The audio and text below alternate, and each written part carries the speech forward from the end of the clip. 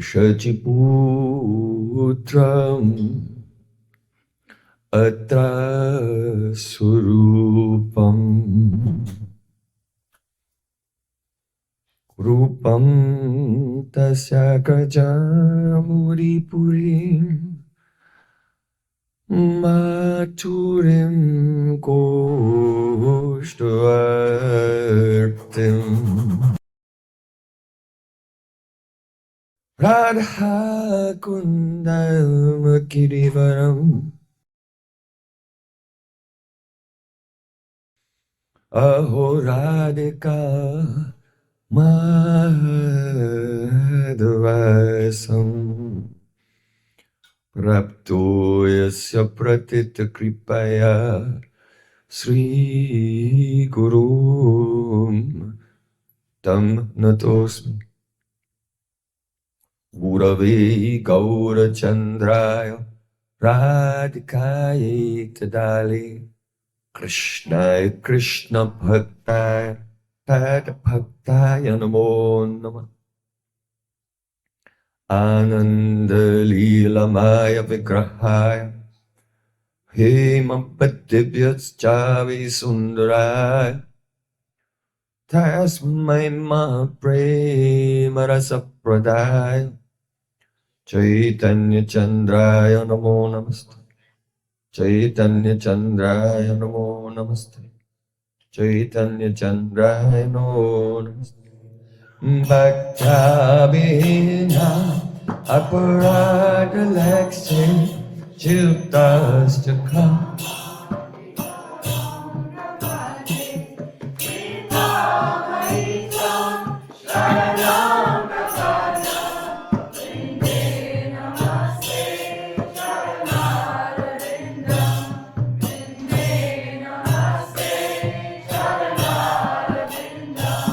Govinda Damodara Madhaveti Govinda Damodara Madhaveti Govinda Damodara Madhaveti Govinda Damodara Madhaveti Everyone.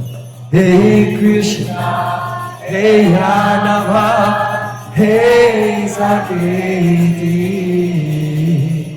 Govinda Damodara Madhaveti Sham Sundar Shkhanda Shekhar Smarha Smurali Manara Radhikaras Kamama Kripanidhi Supriya Charna King Korim Kuru Tavaivasmi Na Jivami Tvaya Vina Jivikyaya Devi Tvam Namam Charantikam. First of all, I have my Sastang Dandavat Pushpanjali, my heart like flowers thousands of times, at the lotus feet of my holy master, my supremely worshipable spiritual Gurudev, Asmatiya Paramaratma Gurupada Padma, Nityalila Pravishta Om Vishnupad, Ashtotarasta Sri, Rupanuga Acharya Varya, Sila Bhakti Vedanta, Narayan Goswami Maharaj. Secondly, I offer my pranam thousands of times at the lotus feet of my Param Gurudev, my Guru's Guru, to Srila Prabhupada, and to his Guru and all the great acharyas in our entire Sri Rupanuga Gaudiya Guru Parampara. And finally, I offer my pranam to all my dear spiritual brothers and sisters, to all Vaishnavas and Vaishnavis, Vanchakalpatarusa Kripasana, Vaishnava.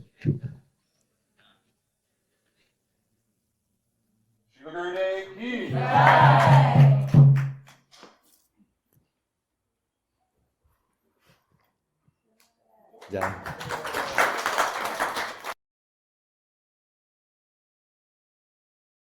So this morning we heard, in accordance with the profound teachings of our great acharyas, Nāma-tattva, how the holy name is Van Manasa Gochara.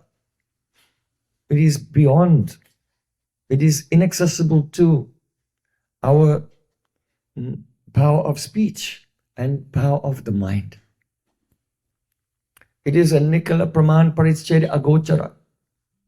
It defies investigation by all of the 10 methods of acquiring knowledge. The holy name is Aswata Siddha, self-existent, and Swapakash, self-illuminating. Therefore, it has Vastu Shakti, its own power. And the holy name can only be known by his own mercy. It cannot be known by the Arohapanta, ascending process of the self-elevationists who depend on their own resources in the search for truth.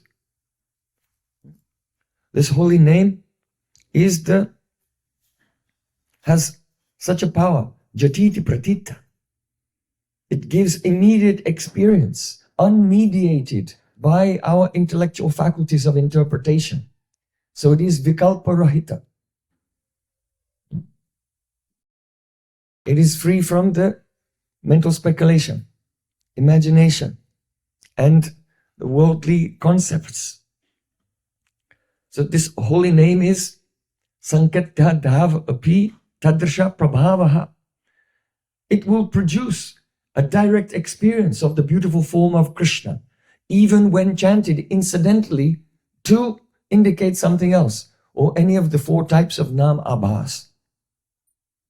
It is Shastriti Prasiddha, extremely famous throughout the scriptures. These glorious names, Krishna, Achyuta, Ananta, Vishnu, Govinda, Madhusudan, Gopinath, Radharaman, Gopijana Vallabh. So in some detail, we discussed all these philosophical points. Now, the question comes, if the holy name is aprakrita, supernatural, transcendental, how can it be contacted by our material senses? So, in the Skanda Purana there, our Srila Vyasadeva, Srila Vyasadeva, he's our very dear Brajabasi, because he's Dvaipayan. That means born on an island. Where? In the Jamuna.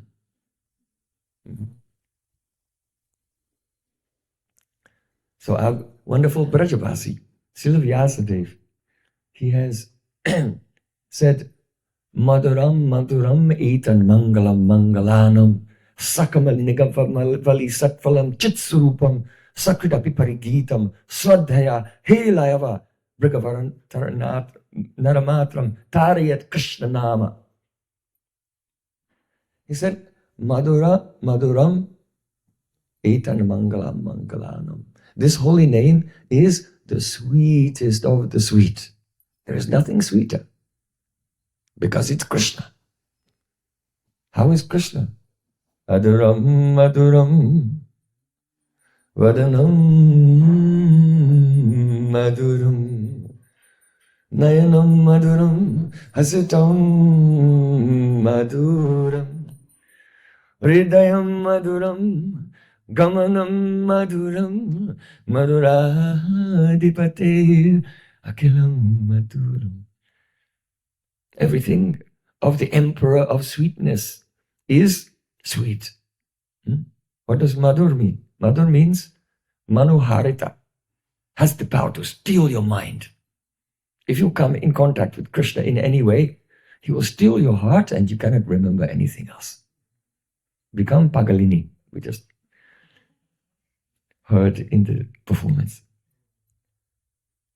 So Krishna is Madhuram, Madhuram. This name is Madhura Madhuram, Etan Mangalam Mangalanam. It is the most auspicious of all auspicious things. Mangal, Mangalmay means auspicious. What is auspicious?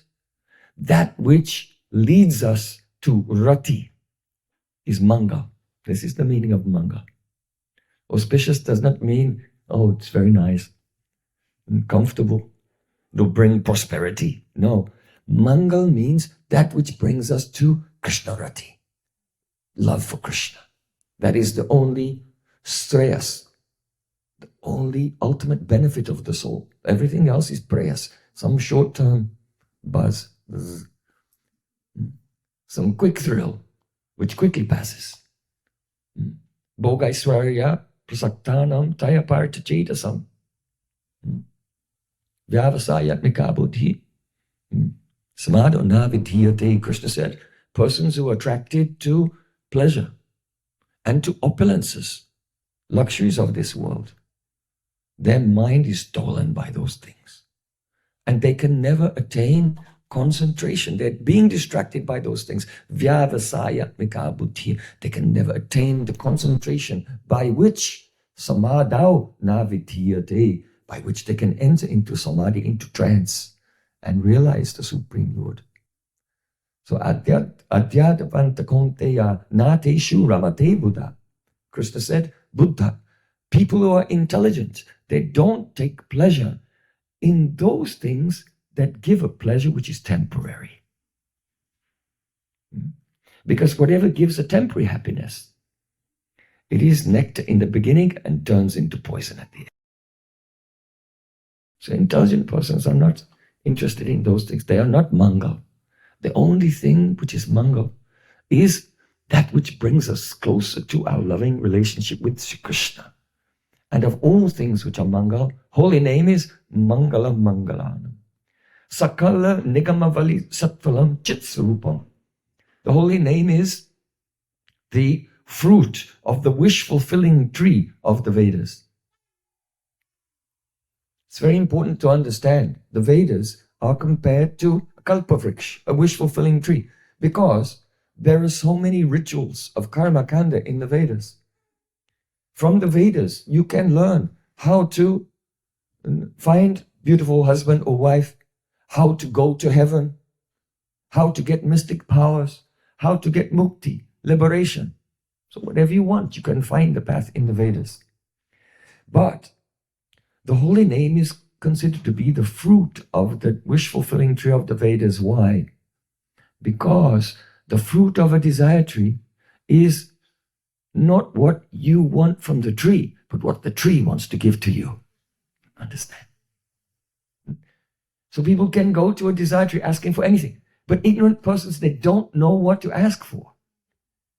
So the desire tree is so kind. It just manifests a fruit. Oh, this is my gift for you. So the wish-fulfilling tree of the Vedas, we should not ask the Vedas, what can I get from you? We should ask the Vedas, what do you want to give to me? And the Vedas say, Hare Nāma, Hare Nāma, Hare Nāma eva kelam. I want to give you this juicy fruit of the Vedas. That is the holy name. Why is it a juicy fruit? Because all the Vedas, they have come from Pranava Omkar. Om. From the beach, Om, came the Bhur-bhuvah-swaha Tatsavitu Varenyam Brahma Gayatri. So Brahma Gayatri is called Veda Mata, the mother of all the Vedas. Then from the Brahma Gayatri came all the other Vedic mantras. So you should know that in the Brahma Gayatri, there, the whole message of the Vedas is there in the condensed form. What? Bhargo Devasya Dhimahi. Devasya is in the Shashti Vibhakti, genitive case in Sanskrit, singular. Ekavachanam. Devasya. Of the Lord who is one. Dhimahi. We. That is first person plural. Bahuvachanam. First person plural. We, plural persons, meditate. So that means when we receive the mantra from Gurudev, the disciples receive the mantra from Gurudev. So it means we disciples, along with our Gurudev, Dhimahi, we are meditating on the one supreme truth. So God is one and souls, Atmas, are many. Many people think that Atma and Paramatma, they are ultimately one, and Aham Brahmasmi, Sarvam Kalvidam Brahma, Tattvamasi, Prajnanam Brahma. There's only the light of the Nirvishesh, Niraka, Brahman, and we are all that. But the mother of the Vedas does not say. The mother of the Vedas said there is one God and there are many souls. Eko bahunam yo vidadati kama. Nityo nityanam chaitanas chaitananam. There is one supreme eternal and many individual eternals. One supreme conscious being and many individual conscious beings. And that one supreme can fulfill the desires of all the individual conscious beings. So this is the message of the Vedas. So,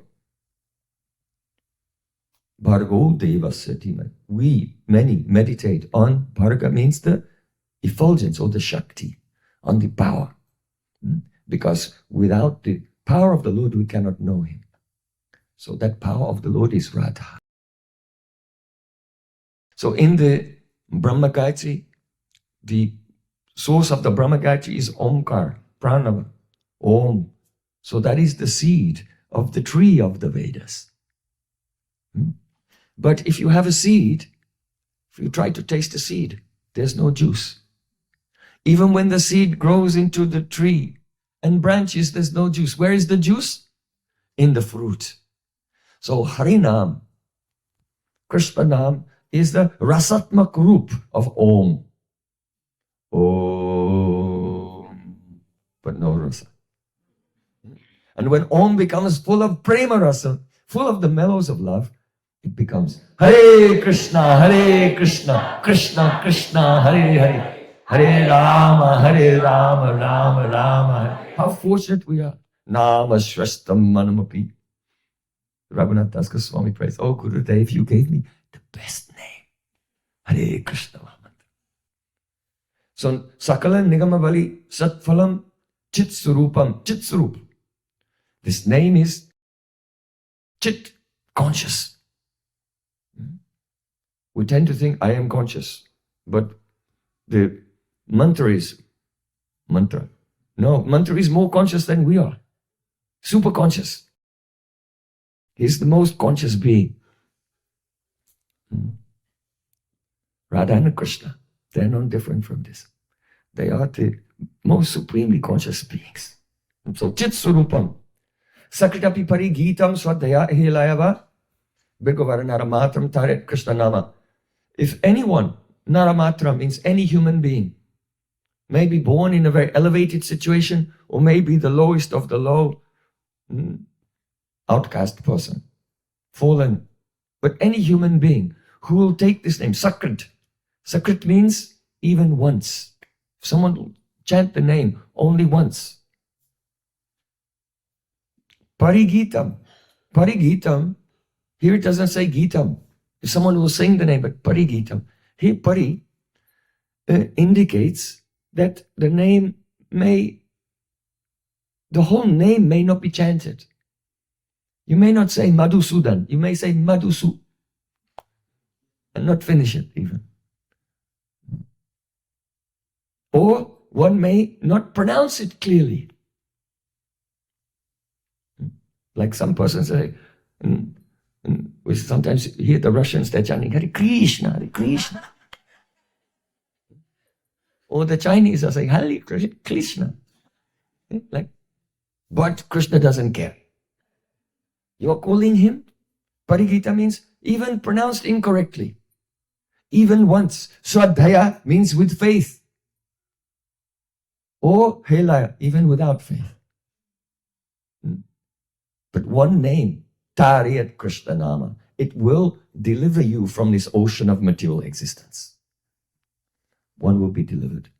So this is not this is not prescriptive. The verse is not prescribing, oh, everyone just chant parts of the names, or everyone should mispronounce the names. It's saying that if even chanting in these ways, even without faith, you can be delivered, then Kim Uta. It's called Kaimutik Nyay. Kaimutik Nyay. The logic of Kim Uta, or a fortiori, we say in English literature, that if by simply chanting in this way, neglectfully, without faith, partially, not clearly, you will get liberation. Then Kim Uta, what more can we say of what will come to that person who will chant with faith clearly. So many names. With love, what will come to them? It is unimaginable. It is beyond expression, the benefit they will get. So, our Srila Sanatana Goswami Pad, he said, Jayati Jayati Nāma-tattva Rūpam Murarir Viramita Nija Dharma Dhyana Pujadi Yatnat Katam Api Sagridatam Muktidam Praninam Yat Paramam Amritamekam Jivanam Bhushanam Me. Sanatana Goswami Pad is saying, Jayati Jayati, all glories to the holy name. First, all glories, may the holy name be victorious. Param Vijayate Sri Krishna Sankirtanam. If someone is glorious, someone should be defeated. Otherwise, how can the other person be glorious? That means my mind and senses were independent. Oh Nam Prabhu, please descend. Take over my tongue and my mind and all my senses, that I become like a puppet in your hands. Just like Jai Sisi Radha Raman Lala Ki Jai. Just like Prakashananda Saraswati, he said to Mahaprabhu, you are a sannyasi in our sampradaya. You should be studying Vedanta Sutra. Why are you singing and dancing in the street with thousands of common people and men, women and children? Mahaprabhu said, oh, my Gurudev, he told me, Tumi Murka, Torma Naik Vedanta Adhikar. You are not qualified to study the Vedanta. You are Murka, you are fool. But rather just remember this. Continuously chant this Krishna Nam, a mantra sar. This is the essence of all mantras. So I tell you that I am not singing and dancing, but this name makes me sing and this name makes me dance. This is Param Vijayati, the victory of the holy name, that the holy name has taken over our pran and causing us to sing and dance in ecstasy, not by our own volition. So victory, Jayati. Jayati Nāma-tattva. And this name is not only victorious in this world, it is victorious in the transcendental world as well. Krishna is beautiful, but he is more beautiful if he is surrounded by Brajagopis. Madhyamanīnam hemanam mahamarakato yata. But if Krishna is surrounded by the gopis, and those gopis are chanting Krishna Nam in the kirtan, then Krishna and the gopis themselves, they become more beautiful by the influence of Nam. So Jayati Jayati, victory up in this world and victory in that world everywhere. Jayati Jayati Nāma-tattva Rūpam Murare. You are the Ananda Roop. In the previous verse we had Chit Swarup. You are the embodiment of consciousness. Now Ananda Roop. O Nam, you are the embodiment of all joy. Murare. Viramita Nija Dharma Dhyana Puja Adi Yatna. Yatna means endeavor. You have to make very hard endeavor in this life. To do what? Nija Dharma. Everyone has some responsibilities in Varna or Ashram, their occupation or their spiritual order of life. So to perform all these activities is difficult. We meet with so many adversities. We have to contend with so many difficulties. So there's difficulty in one's dharma. If a person performing his dharma, some gyan, knowledge comes and he becomes renounced. And then he takes up yoga sadhana. And by yoga sadhana, he's doing pranayama, but it's very difficult to attain the state of dhyan, meditation, by yoga sadhana. So then he hears that, oh, it's better to do bhakti. So he becomes a pujari and begins to worship the deities. But in the worship of the deities, you need so much paraphernalia. So archana is very wonderful, but it also has some challenges and difficulties in it. So Srila Sanatana Goswami is saying, Viramita Nija Dharma Dhyana Puja Adi Yatnam. This holy name, Viramita, In Sanskrit, viram means period, full stop. At the end of the sentence, you have to draw a line. It's called viram. So viramita nija dharma dhyana puja dhyatna. This holy name puts an end to all the hard endeavors related to one's dharma, related to dhyan and puja and so on. Because Navavida Bhakti Nama Hoit Purna Nama Hoite Hoi. We mentioned this morning. Navavida Bhakti Purna Nama Hoite Hoi. All the 9 angas of bhakti, they're completed just by chanting the holy name. Because if you chant the holy name and have darshan of Krishna and sevamrita samudre majjan and become sunk, drowned in the ocean of seva amrita, the nectar of Krishna's service, then what remains to be attained? Nothing else to be attained. Kima parama vishishta pushti maryada yorme. Nothing else is left to be attained in Vaidya or Raganuga Bhakti.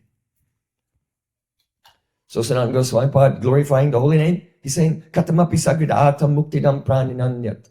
This holy name will give mukti, liberation, to any living being who sakridatam comes in contact with this name, even sakrid once. Katamapi, in any way. So here it's a little different from Srila Vyasadev's verse. Srila Vyasadeva said that if one will sakrid api parigitam, if one will chant the holy name even once, you'll get liberation. It's not Goswami Pad saying katam api sakridatam, in any way you accept the name. So here, it does not mean only chanting. It's not limited to chanting the name or hearing, because you may not chant. You may hear someone else chanting, and you are liberated by this. You may not chant or hear, but you may look and see the holy name painted, especially in Vrindavan. Everywhere you go, you see Radhe Radhe painted everywhere. Hare Krishna. If you see the name of Krishna by the eyes, just once, you become liberated. And what if you're blind? Then, you may paint the holy name in chandan on your body. Krishna Ram. And only by the touch of the name, you'll be liberated. Even. So, through any of the senses in which one comes in contact of the holy name, all one's prarabdha, aparabdha, kut and bij, 4 stages of karma, they all become destroyed in a moment. Even though you may not understand it or realize it at that time, just like Ajamil. It is not that when Ajamil chanted the holy name at the last moment of life that it destroyed his sins. When his son was born and the first time he said, your name will be Narayana. That name destroyed all of his sins, past, present, and future.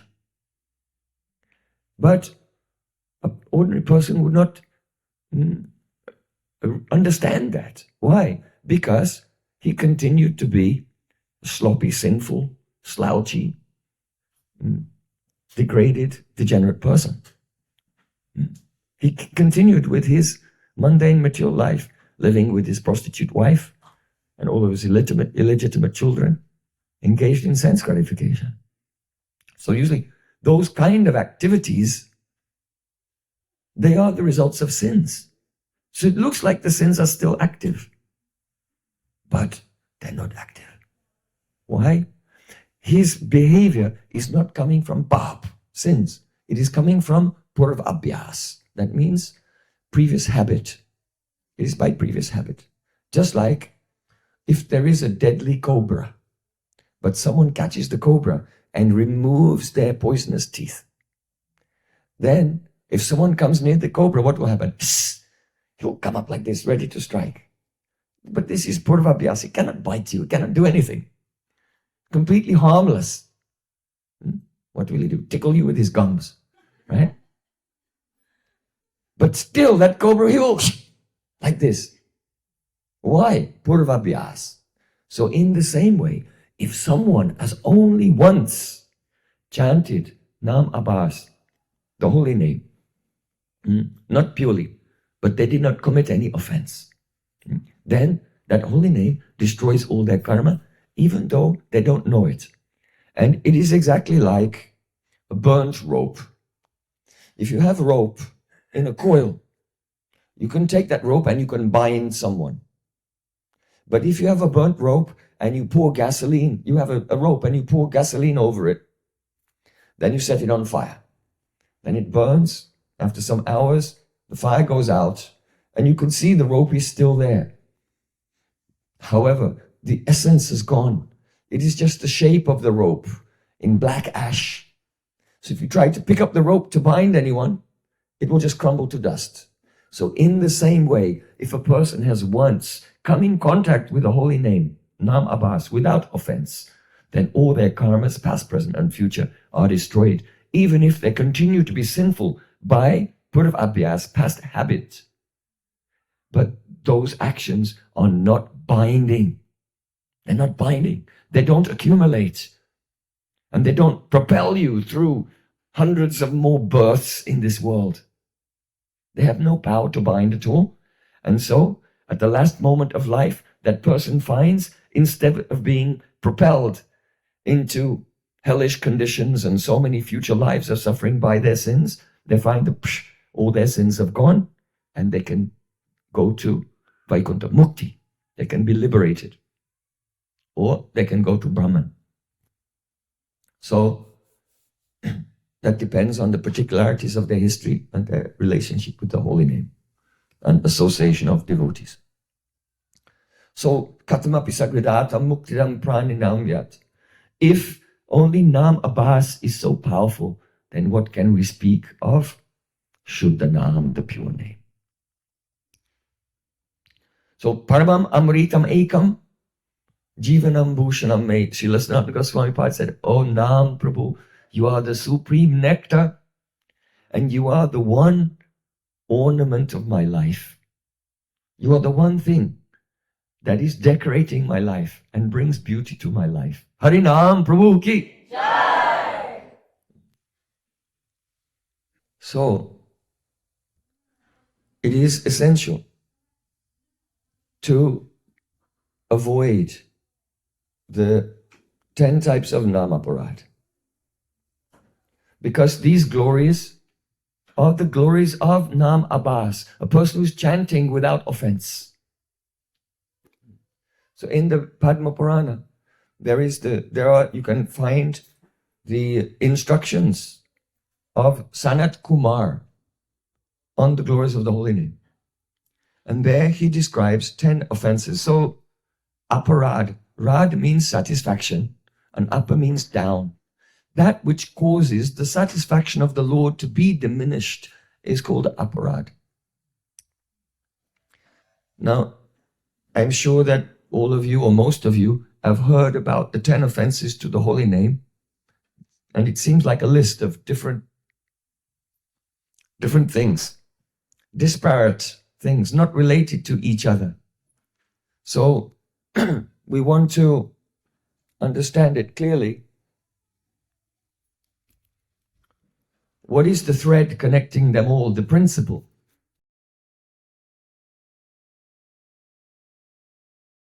So the principle is this. In Gita, Sri Krishna said, "Dhyayato Vishyan Pungsang Sangusteshu Pajayate Sangat Sanjayate Kama Kama Krodha Vijayate Krodhat Bhavati Samoha Samat Smriti Vibrama Smriti Brangsat Buddhi Nasho Pranashati." By meditating on the objects of the senses, one develops attachment for them. And then one develops a calm desire. And when desire is not fulfilled, then krodh, one becomes angry. If the desire is not fulfilled. And it does not matter how much one tries to experience the sense objects, then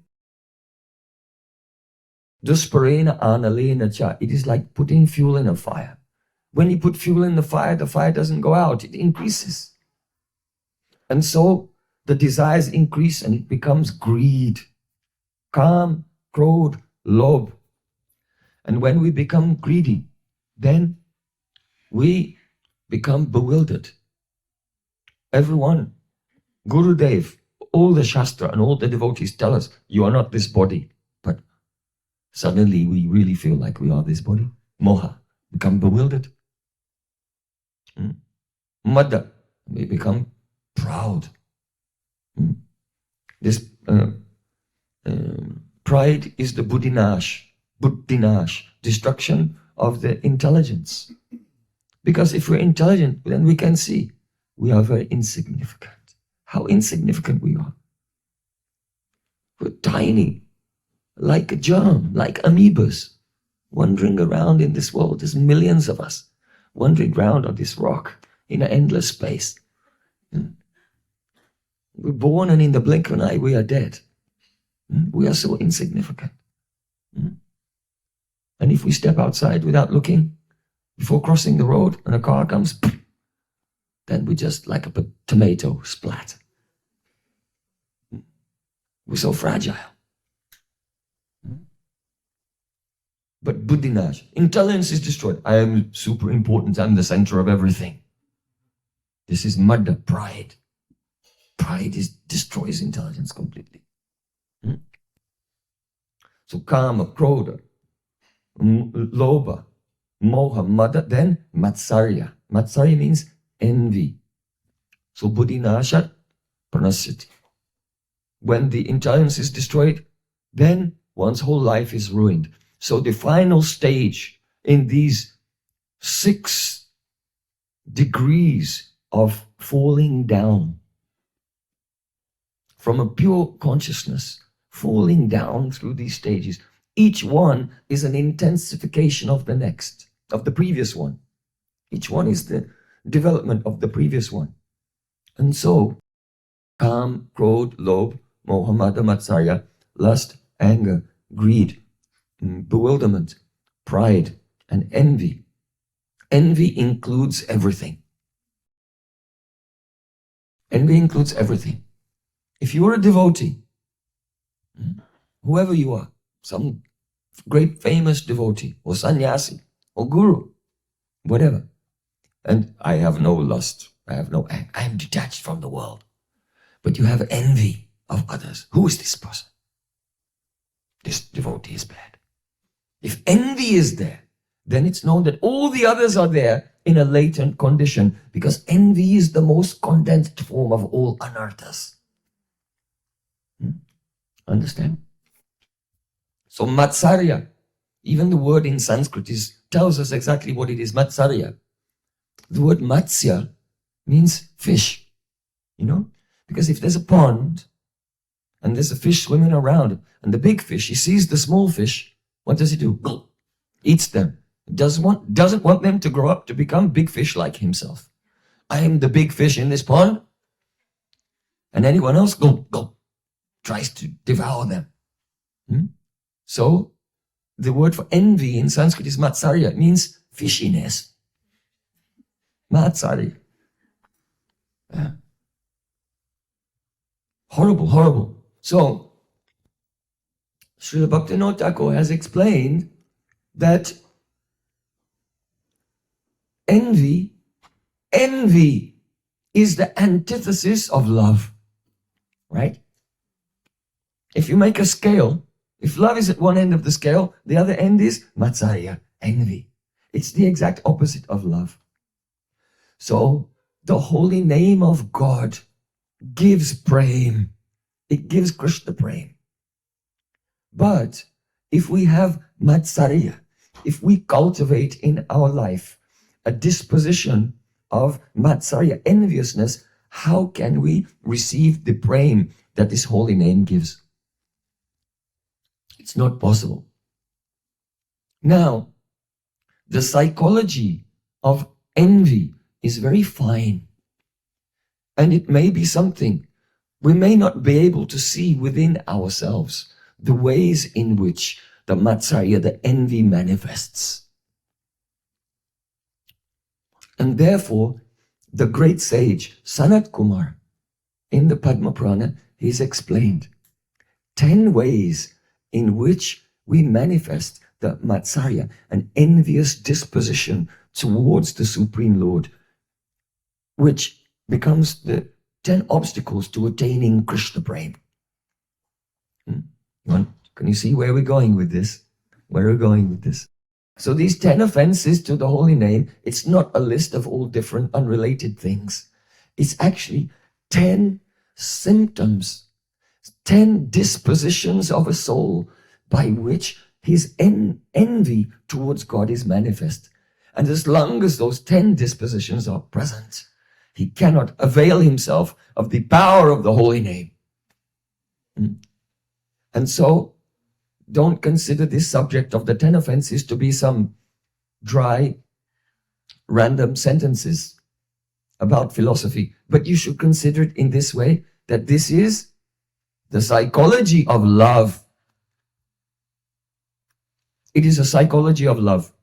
So first and foremost, what is the first offense?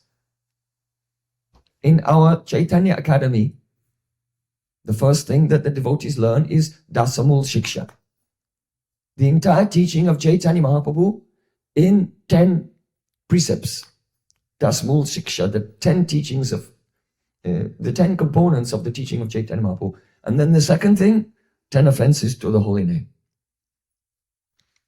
Because one can only attain prem by chanting the holy name, but there are 10 obstacles standing between us and the endless ocean of nectar. So it's imperative that these 10 obstacles are removed so we can attain the goal of our life. So the first offense is this. Satam ninda namna paramam aparadam vitanute yata kyatim yatam katam usahate tad vigarham. It means the greatest offense to the holy name is the ninda, to criticize satam, devotees. Criticize the devotees. The ninda, to offend the devotees. So there are degrees. Obviously, to strike a devotee or kill a devotee is extreme. But to become angry with a devotee, to verbally insult a devotee, these are also terrible. But it becomes very subtle also. For example, when a devotee is coming, to not welcome them. Oh, to sing Jaya Vaishnav Thakur, Jaya Vaishnav Thakur. Sing and welcome the devotee. If we don't welcome the Vaishnava, when they're coming, and also when they're leaving, glorify them, then this is also an offense. And it becomes more subtle. Because you may see a devotee and chant Jai Vaishnav Thakur, but in your heart, you don't feel happiness. Or you may see a devotee coming. My Gurudev used to say, and you turn your umbrella. You know, if you have an umbrella and someone is coming, you don't want them to see you, then you turn your umbrella like this and keep walking.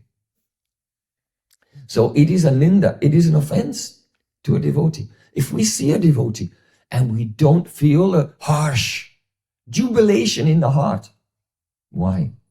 This itself is an offense, and usually it's the result of a previous offense. We don't feel joy because we've done something before, and it's made our heart feel heaviness. Feels heavy. And so we're not uplifted by the prospect of meeting a devotee. So one should not make Vaishnava Aparad. Why is this the psychology of love? Because even though a Vaishnava doesn't take offense, just like Srila Haridas Thakur. Srila Haridas Thakur, he was being beaten in 22 marketplaces by the soldiers of the Chankazi. But as the soldiers were beating him, he was praying for them. He did not take offense. He was praying. Oh, I pray that your arms are not becoming so tired and exhausted from all this beating.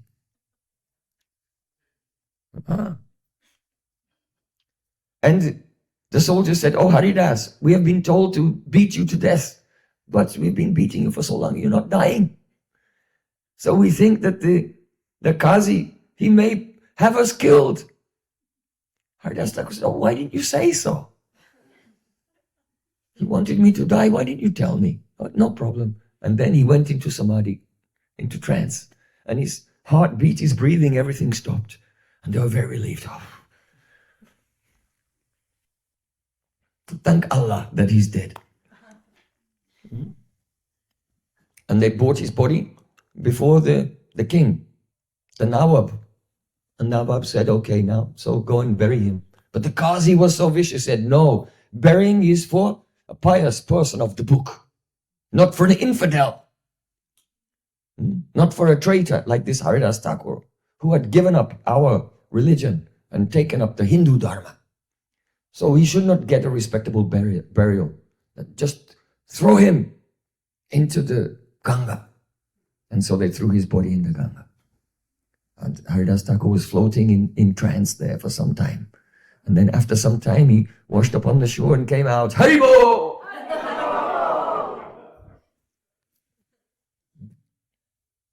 And he was healthy. Though every bone in his body had been broken, his flesh was cut, and the bones were exposed.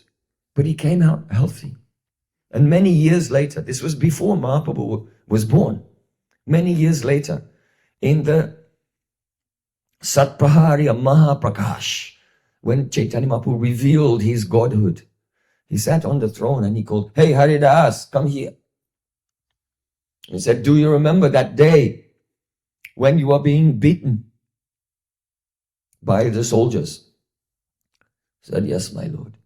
He said, Mahaprabhu said, on that day, I took that beating on my own back. This is why you did not die. And Mahaprabhu removed his chadar and turned around, and there were all marks on the back of Chaitanya Mahaprabhu. What does it mean? It means that the offense that we commit to the Vaishnava, Krishna takes it personally. Krishna takes that beating on his own back. Why? Because Krishna loves his devotee.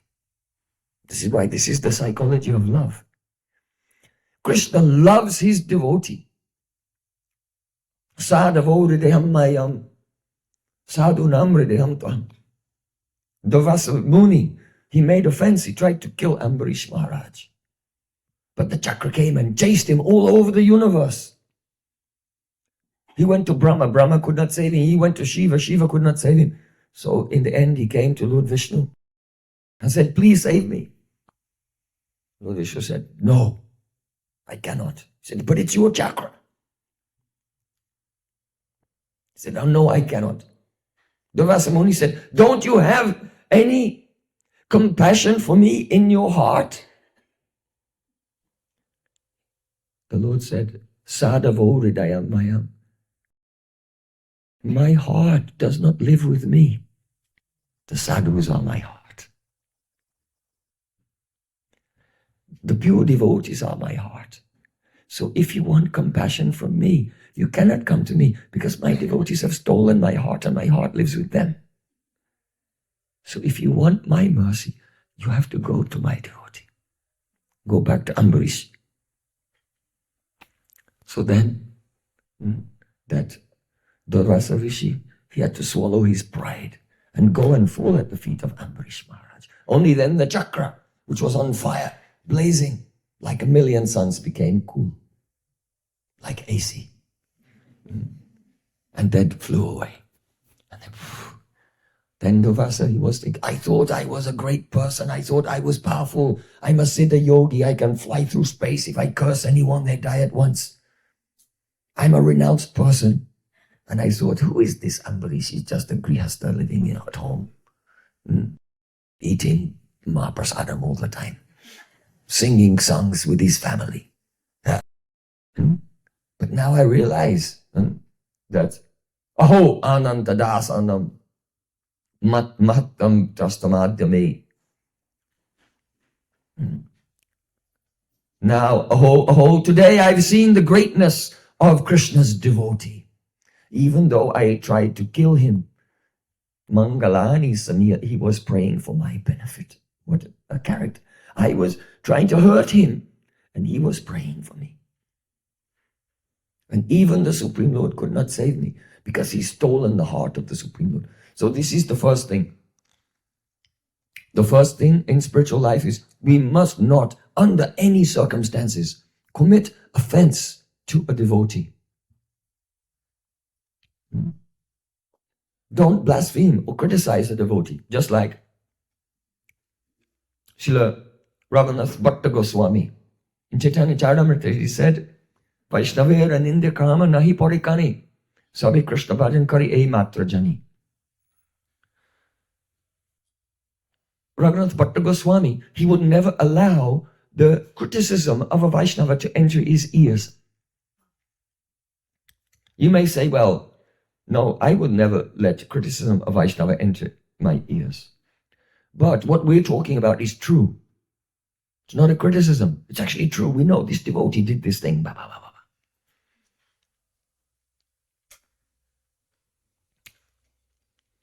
bah. Raghunath Bhatta Goswami said, I don't care whether it's true or not. Vaishnavera nindya karma. If he's done good or bad, I don't care. I don't want it to enter my ears. Sabi Krishna bhajan kari ei matra jani. My mood is this. Everyone is doing bhajan except for me. I am the only one not doing bhajan. Everyone is doing bhajan except for me. If you want to make progress in spiritual life, we cannot follow the maxim. Nindarasa sada pibet. In Sanskrit, Nindarasa sada pibet. Always taste the flavors of gossip. No, it has to stop. I don't want to hear. Everyone's doing bhajan except for me. What is the state of other person's kitchen? It's not important. I have to clean my own kitchen. Only if my kitchen is clean, then I can get the 5-star rating. If you are interested in the state of everyone else's kitchen, but what about your own kitchen? So be careful. Don't hear criticism of any devotee. It pollutes, spoils the sanctity of our heart. And all devotees are dear to Krishna. Even if a devotee has made some mistake. Of course, if a devotee has done something illegal, then you call the cops, they can be arrested, and Krishna and everyone can forgive him while he's in jail. But if a devotee has some mistake in his life, then this is not our business to pry into the weakness. Srila Bhaktisiddhanta Thakur said, don't be interested in prying into the weaknesses of others, but rather, without criticizing others, we should try to criticize ourselves. Turn our critical analysis, our critical apparatus upon ourselves. So, because Krishna said in Bhagavad Gita, Apichet sujracharo bhajate mamananyabhak sada eva samantavya samyak vyahi sahito hisa. Even if a devotee will do some terrible thing, but if he's ananya, that means he's worshipping only me. Krishna knows who you're worshipping. If you're worshipping only Krishna, then Krishna knows samyak vyavahito hisa, that your determination is properly fixed. You're going in the right direction. But Krishna knows if you are worshipping him, and on the side when no one is looking, you're offering some bananas to Ganesh, some coconuts to Hanuman, some bilva leaves to Lord Shiva, some hibiscus, some flowers to Durga. Krishna knows. Then you don't come in this category of Ananya Bhak. You're not in the category of Ananya Bhak. But a person, even they may have faults, but they only worship Krishna. They're respectful to all devatas as Krishna's servants. But they only worship Krishna. That's called Ananya Bhak. Krishna said, Sadhureva Saman. He's a sadhu. Why? Because even though that person today may have some faults, but those faults are adventitious. They are agantuk. Agantuk means they're superficial. And by the practice of bhakti, they'll quickly be removed. Like our Srila Prabhupada, he used to say, someone may not be clean, but they're in the shower. So don't say anything. Person is not clean, but he's in the shower. He's getting clean. So nothing to comment about that. You know that once Srila Rupa Goswami Pad was sitting and chanting Harinam. Hare Krishna, Krishna Krishna, Hare Hare.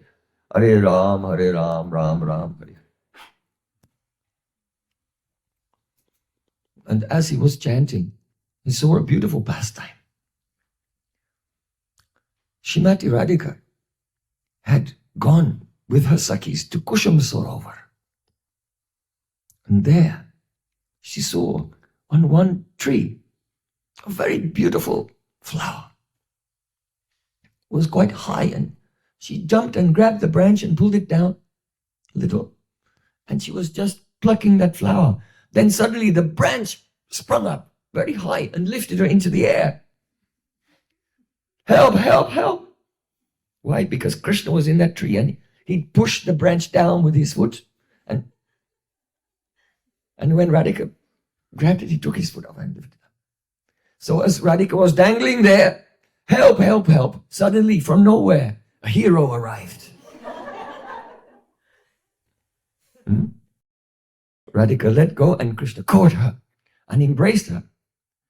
And because usually Radhika will not let Krishna embrace her so easily, she will have to make Krishna jump through so many hoops first. She will neglect him, disregard him, criticize him, try to walk away. She will say no in so many ways. That is just to increase his eagerness. So Rupa Goswami Pada was chanting and seeing this pastime, the embrace of Radha and Krishna. And he began to laugh. And just as he was laughing, one old Vaishnava was walking by. That old Vaishnava, his name was Kanja Krishna Das. He was crippled, Kanja Krishna. So because of the invalidity, his handicap, he walked in a very peculiar way.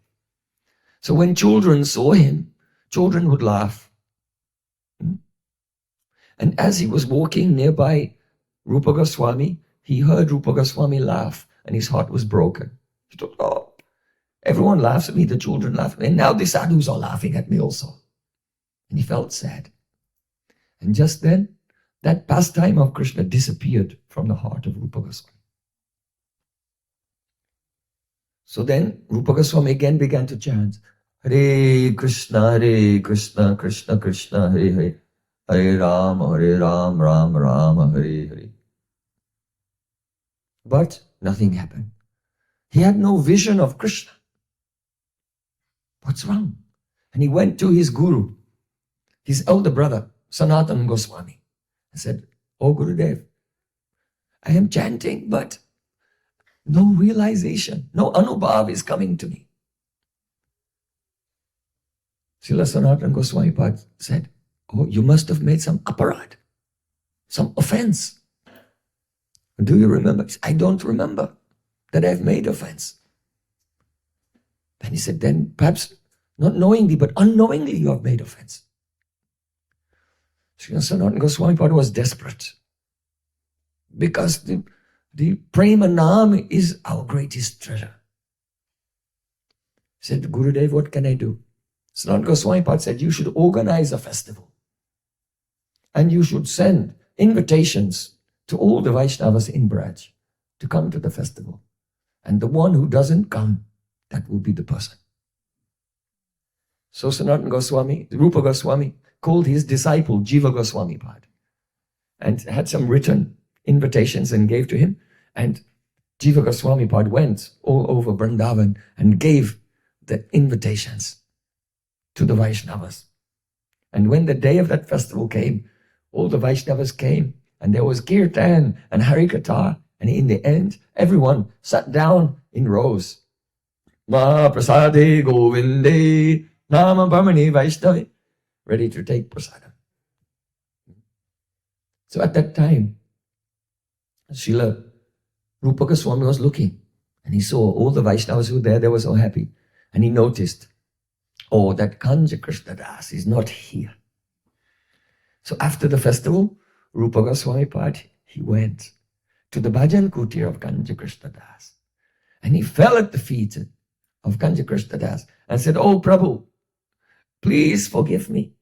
Please forgive me for my offenses.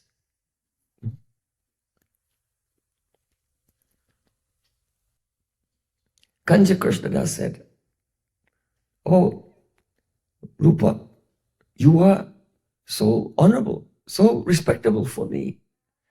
But on that day, when you were chanting at Kusum Sarovar, and I walked past you, and everyone laughs, you also laughed at me. It gave some pain in my heart. Rupa Goswami Pad said, oh Prabhu, please forgive me. But still, I must say, I didn't even see you.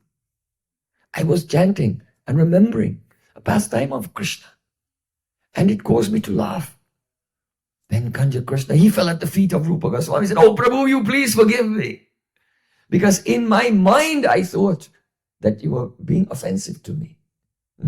And so now both of them, they were bowing down to each other and trying to get each other's foot dust. Prabhu, please forgive me. No, Prabhu, you please forgive me. And they embraced each other. From that day, neither of them, they were both chanting but not realizing anything. Both of them.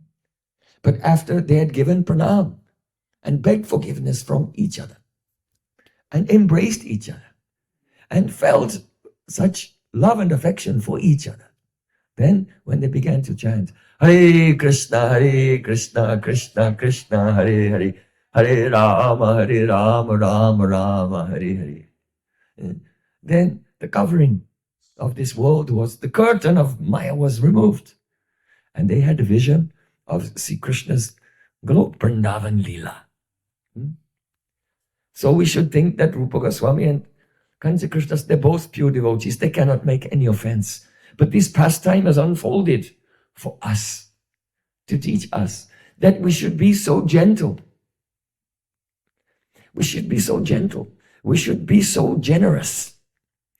We should be so charitable in our interactions with others, that what to speak of knowingly making an offense or even pinching the heart of another person. We should be on guard that we don't even unknowingly give pain to another person or inadvertently or involuntarily make offense. We should be so careful. And so every day, we'll give pranam to all the Vaishnavas and beg for their forgiveness every day. And we declare, I am dependent upon your mercy. Because we are. Because unless we have the love and affection of the devotees, then Nam Prabhu, he will take it personally and not manifest his power to us. So this is the first teaching of Sanat Kumar in the psychology of love. Krishna loves his devotees. The devotees are Krishna's heart. And if we'll hurt them in any way, Krishna, they may forgive us, but Krishna will not forgive us. And so the name will not manifest his power. This is the first thing. Satam Nimna. Now, of course, there are different levels of devotees. Kanishta, Madhyam and Uttam. To offend a Kanishta is actually not Nāma-tattva. It is pap, it's a sin. To offend a Madhyam or Uttam, of course, is a great Nāma-tattva. But to offend a Kanishta Adhikari, it is not a Nāma-tattva. It is a pap, a sin. But sins also make problems in our life. And if we have the habit of being prickly in our dealings, or rough, ruksha rasata, there's some roughness in our dealings with others, then when we do meet a pure devotee, then we may treat them in that way as well. So, though it's not a Nāma-tattva, but it creates the environment for Nāma-tattva as well. So we should try to, as Mahaprabhu said, Uttamaya apana kimani tunadam. Even though a Vaishnava is the highest person, he considers himself the most insignificant. Uttam habe, Uttamaya Vaishnav habe, nirabhiman, jibe saman dibe jane, Krishna adhistan. The pure devotee is without any pride and gives respect to every soul in this world, knowing that everybody is also the residence of Krishna. Krishna is in the heart of everyone. So this is the first thing. Don't offend the devotees. Don't blaspheme the devotees. Then, next one. Oh, one other thing I just want to add. That also includes, don't blaspheme the devotees in my Sangha, but those in other Sanghas. We have the license to blaspheme. No. Sorry, there's no license for that. It means all devotees. In every Sangha, what to speak of our own Sampradaya, even in other Sampradayas. In all these Sampradayas also. Vallabh Sampradaya, Nimbaraka Sampradaya. Swami Haridas Sampradaya. Ramanuja Sampradaya, Vishnu Swami Sampradaya. All Vaishnavas are dear to the Lord. So then, second one. Srivasya Sri Vishnu Yaya Gunanamadi Sakalam. Diya Bina Pasyat Sakalu Harinama Hitakara. The meaning is to consider that the demigods like Shiva are equal to or independent of Vishnu. That is offense to the holy name. So, here, Diya Binnam Pasyat. Diya Binnam and Diya Abhinnam, both are there. To consider Shiva to be independent or different from the Lord is an offense, and consider that he's equal to the Lord is an offense. Both are there. So, then how can you avoid the offense? If you think that he's different from the Lord, it's an offense. If you think he's the same as the Lord, it's an offense.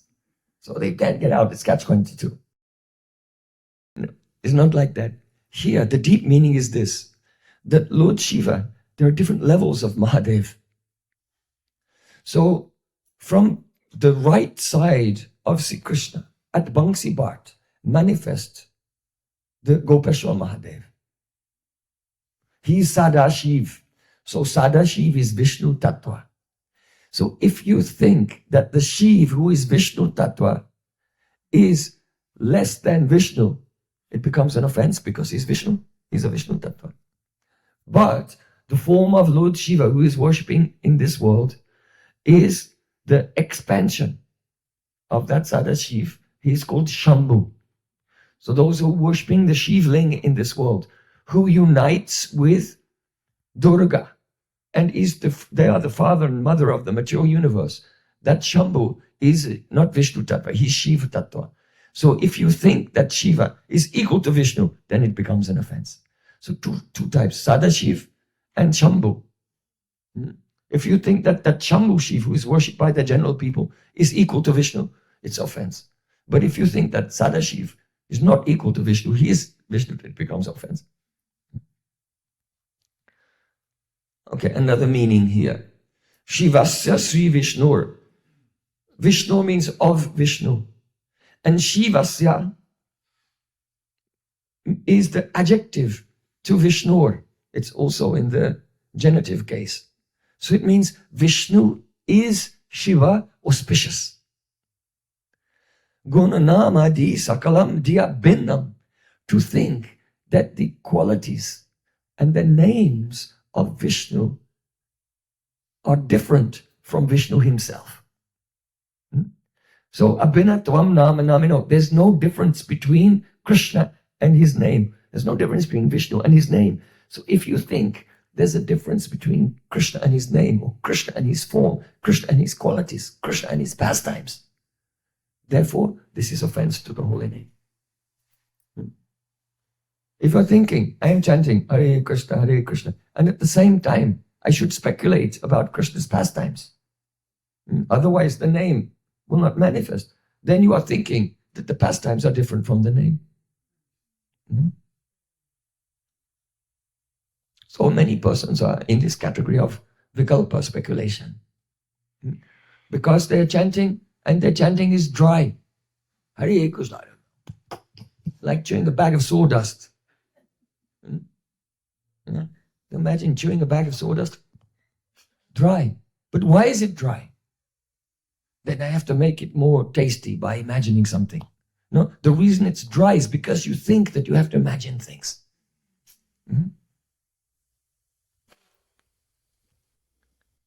So, this is the second offense. And it has several parts. Though it's number 2, we say it's the second offense, but it has many parts.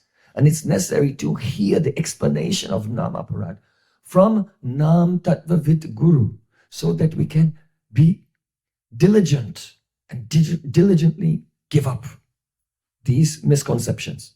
Then the third one is the Guru Avagya. Guru Avagya means to disrespect the Guru. So this also has a number of aspects. For example, one way of disrespecting Guru is to not follow his instruction. Guru gives us an instruction and we don't follow it. It's a type of disrespect. But there's another type of subtle disrespect. What is that? Archai Vishnu Shiladi Gurushu Naramati. To consider Guru to be an ordinary human being. This world is full of human beings. My Guru is one of them, but he knows a lot of shlokas. He's a rishi, he's a kavi, he's a learned poet and a sage. No. Krishna said, Acharya mam bijaniyan navamanyeta kaichit na matya buddhya suyeta sarvadeva mayo guru. Krishna said, you should know the Acharya is my very self. Don't be envious of him, thinking that the Acharya or Guru is matya, na matya buddhi, a mortal being of this world. Only to think that Guru is a mortal human being, it's already the asuya, envy. It's already Guru Avagya. Even to think that the body of Guru is made of Pancha Mahabhut, 5 mature elements, earth, water, fire, air, ether. It is Guru Avagya. Why? Because Diksha Kali Bhakta Kari Atma Samarpan, say Kali Krishna Kari Tari Atmasan, say Dea Kari Tari Chidanandamoy, Aprakrita Dea Taracharna Bhajai.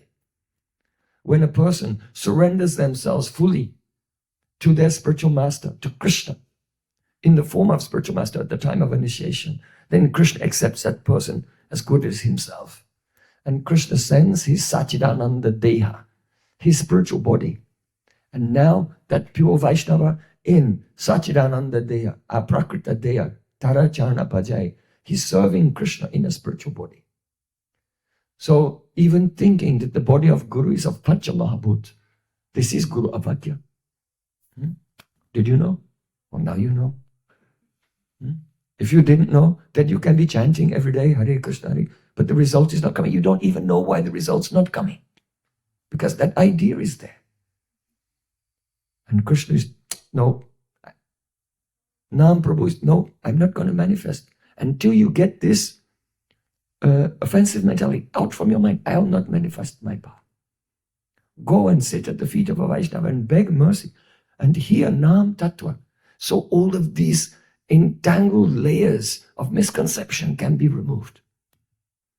So Guru Avagya, then Shruti Shastra Nindanam, to criticize the Vedic scriptures.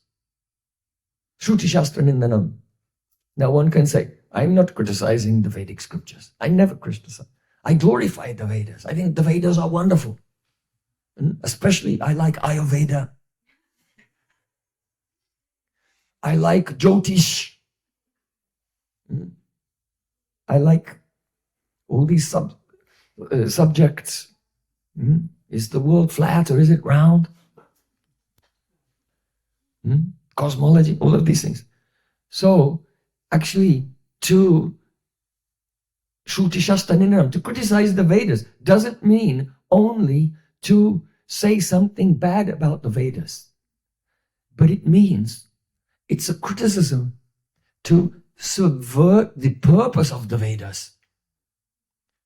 For example, if you say some words and someone hears it, but they go and repeat those words to someone else, but with a different context. It's the same words. They only repeated what you said, but they give a spin on it. This is an offense. It's an insult, right? So in the same way, Sakama Nigambali Satphalam Chitsurupam. The essence of the Vedas is Harinam Sankirtan, the chanting of the holy names. So if you are studying the Vedas, speaking the Vedas, sharing the Vedic knowledge with others, but you don't put the emphasis on chanting the holy names, then you are subverting the purpose of the Vedas. It's an insult to the Vedas, Sruti Shastra Nindanam. Understand? These things are very fine. Excuse me. You should not drink water in front of the deities. But my voice is almost going. Please, Krishna, don't let it go until the end of the class. Then, the fifth offense. Tadatavado harinam nikalpan. Artavad. Artavad means, general meaning is to think that the glories of the holy name are an exaggeration. But Artavad actually means this, that in the scripture, sometimes something is glorified just to get you to do something. So in other words, the goal of the scripture is one thing, but it glorifies something else, just make you take one step in that correct direction. And so you'll find that it may be said, one who wants success in life should worship the demigods. So then a person, yes, I want to be successful, I worship the demigods. But the real success in life is Krishna Prem. And that worship of the demigods is just to take the advantage of your materialistic mentality. So you may think, one who wants to become wealthy should rob a bank.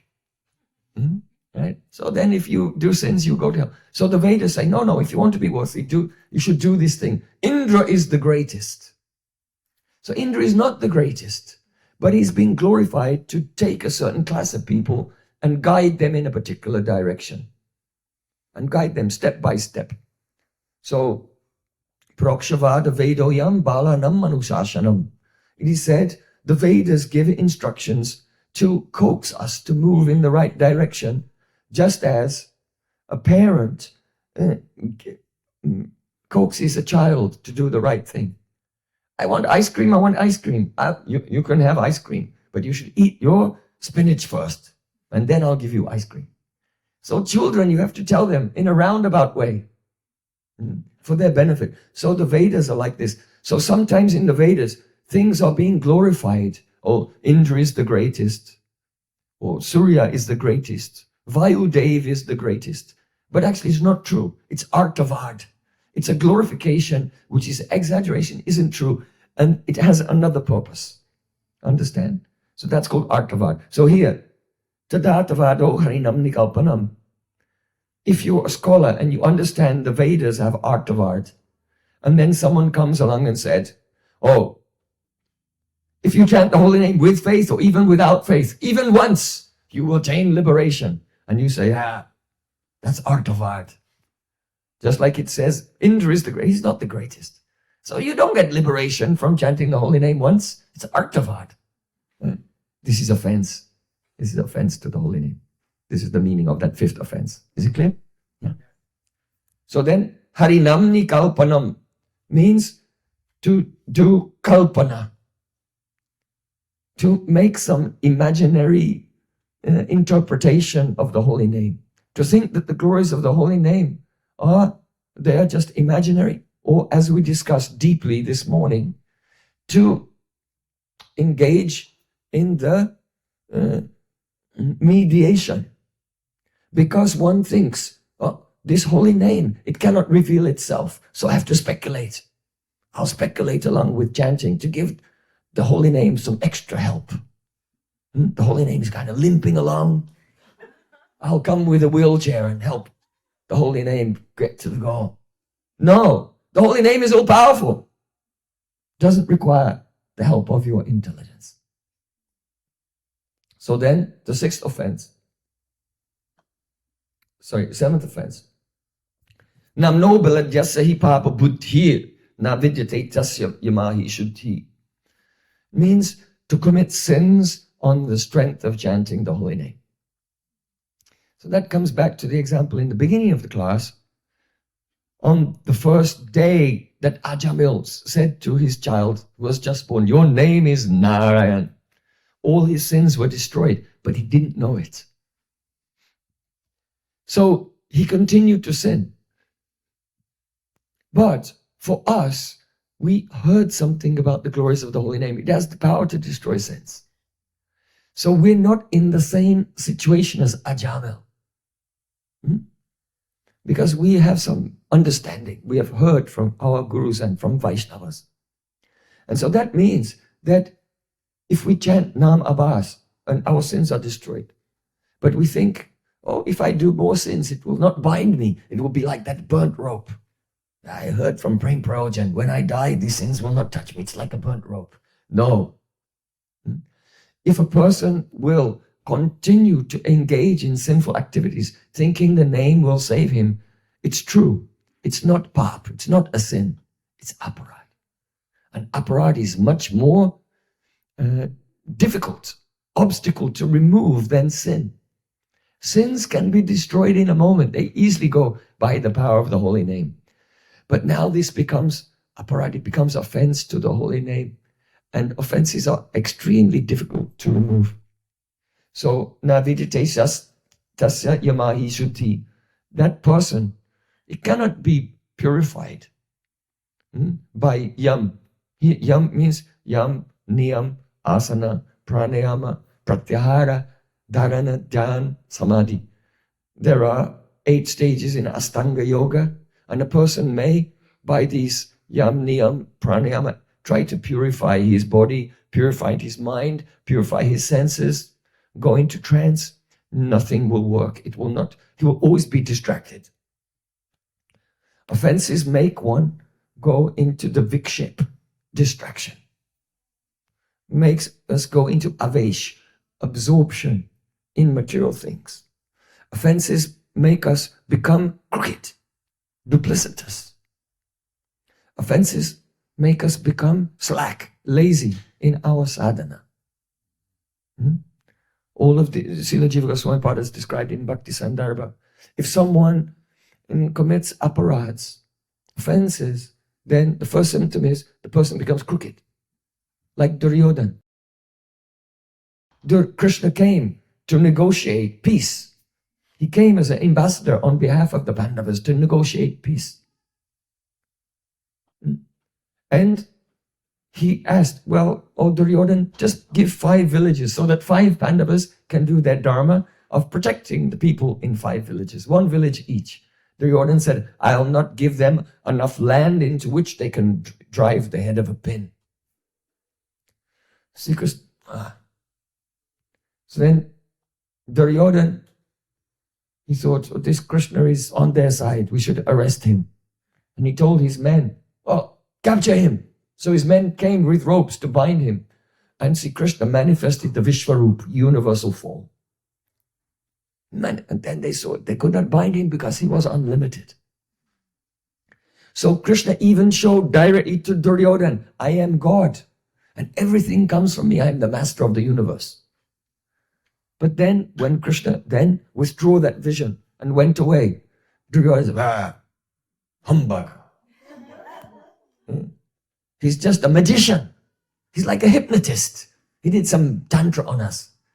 He did some kala jadoo, some black magic. He's not God. So this is called the crookedness and asraddha. When a person commits offense, then he cannot have faith. He cannot be faithful. He cannot be loyal.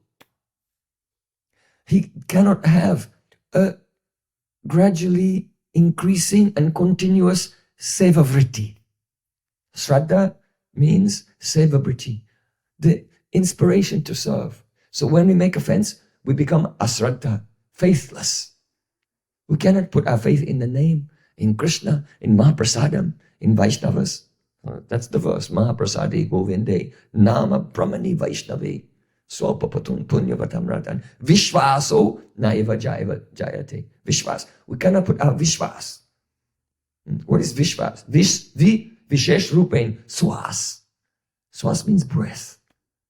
Faith or confidence, Vishwas, means our breath. Our spiritual life cannot breathe. So this is the first symptom of aparat offense. Then crookedness, one becomes duplicitous, like Duryodhana. Then you get the avesh, absorption in material subjects. Scrolling, doom scrolling all day. Becoming absorbed in worldly things. This is the symptom of aparat, third symptom. Then the fourth symptom, there is shaitilya. That means slackness in one's sadhana, practice. One is not completing the rounds every day. One is not remembering Gayatri mantras on time 3 times a day. One is not performing arti to the deities daily. Reading, serving, all the angas of bhakti, one becomes slack. One cannot follow brats like Ekadasi brat, Kartik brat, Purushottam brat. One becomes lackadaisical. So this is the fourth symptom of the offense, the shaitilya, slackness in sadhana. And then the fifth symptom of offense is you are very strict in your sadhana, but you become proud of it. A person is very strict in all sadhana, and instead of thinking, oh, everything is Krishna's mercy. When we take our bead bag, we think, oh, now my japamala is coming to me. It is only by the mercy of the Lord that I have the opportunity and the capability and the possibility to now come in contact with the holy name and crying, Hare Krishna. No, but the pride is there. Oh, come on, grabbing the reins. Let's go. Giddy up Harinam. Hare Krishna. I have chanted 64 rounds. Like this. So the pride comes in sadhana. This is also a symptom of offense. So we should be very careful not to commit offense. So committing sins on the strength of the holy name, one cannot be purified by any other sadhanas. Then, eighth offense, dharma brata tyaga hutadi sarva shubhakriya samyam api pramada. That means there are duties in the Vedas, dharma, in Varnashram Dharma. There are brats in the Vedas. There is tag, sannyas, renunciation, huta, fire sacrifices, etc. These are all called shubha kriya. They are pious activities. So to consider any pious activities described in the Vedas, samyam, to be equal to chanting the holy name. If you think that performing 10 million Ashvamedha Yagyas is equal to chanting the name Krishna one time, it's an offense. So nothing is equal to chanting the holy name. Now it says here, api pramada, even inattentive, being inattentive, inattentively. That means making other activities equal with the chanting of the holy name, even inattentively by accident. For example, if you want to attain some worldly benefit, then there's always some yajna you can do for that. Go online, get the phone number, call some Brahmins in South India, send them a check, and they'll do it, some yajna too, so you can get that thing. Now, if you are chanting the holy name with a desire for something worldly thing, and you're chanting Hare Krishna and you want that worldly thing, now you're using the holy name in the way that you would use a karma kanda yagya, right? Because the holy name is not to get any worldly thing. It's to attain Krishna Prem. But you are equalizing it. Inadvertently, you are equalizing it. Api pramada. You're equalizing it with a shubha karma by which you can get some worldly benefit. So this is an offense. Then, the 8th offense. Sorry, 9th. Now we come to the 9th. 9th offense.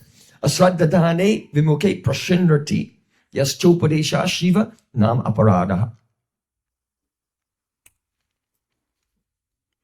It's an offense to preach the glories of the holy name to faithless persons. Actually, we do this all the time. In fact, we go out. Yari deka tahikara Krishna Upadesh. Amara Agya Guru Tara Haridesh. Mahaprabhu said, Suno Suno Nityananda, Suno Haridas. Saravatya Amara Agya Karo Prakash.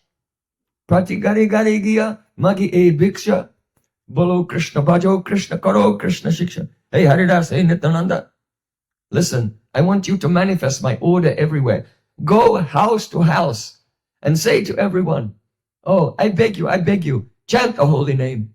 Worship Krishna and follow his teachings in your life. So Mahaprabhu told Haridas Thakur and Nityananda even, and our gurus tell us, go out and tell everyone about the glories of the holy name. So, is it an offense? So, we should understand this deeply. Asraddhadane vimuke pyasindrati. If the person is vimuk, they are turned away. Ashrinvati. And they not listening. They don't want to hear. Don't chase after them. You can say something. If they don't want to know, give pranam and go to the next person. Don't entangle it. If you keep pushing it, then you'll create opportunity for them to make offense. And you will also be making offense. But the traditional meaning, more deeply we can say, Yaschopadesha, the word upadesh in the Shastra, it actually means to give initiation. Don't give initiation to persons who are faithless. Why? Because there are certain persons who know in India, if you have a disciple, then the disciple will have to give dakshina. If Guru gives a mantra or instruction, the disciple has to give dakshina, some gift in return, some money. You cannot say donation, cannot give donation to Guru or Vaishnavas because nothing belongs to us. Everything belongs to the Supreme Lord, and the Vaishnava is only taking that back. It belongs to Krishna, so it's called pranami. Pranami, prakrishta rupani. We give up externally. The na, in the most excellent way, na, we give up ma. Aham mameti, this is I and mine. This doesn't belong to me. We give up the conception that this is mine. It belongs to Krishna, so it should be used for his service.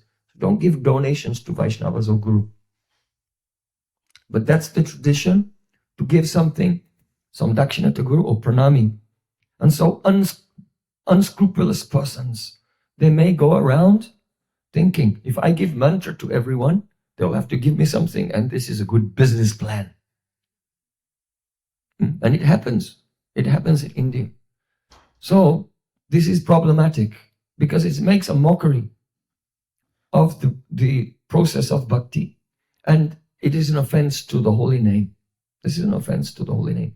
And therefore, only pure devotees should give Harinam. Why? Because the people of this world, they are faithless. But the pure Vaishnava, by his Ashirvad, can infuse our heart with Shraddha. By the glance of a Vaishnava, then the feeling comes, I want to serve Krishna. That faith comes. And so it's an offense to give the holy name, initiate a faithless person, means that unqualified persons should not try to monetize bhakti. Bhakti is not commercial. No one should do kirtan for money. No one should speak Bhagavatam for money. No one should charge at the door for any event. This is all aparad, all offensive.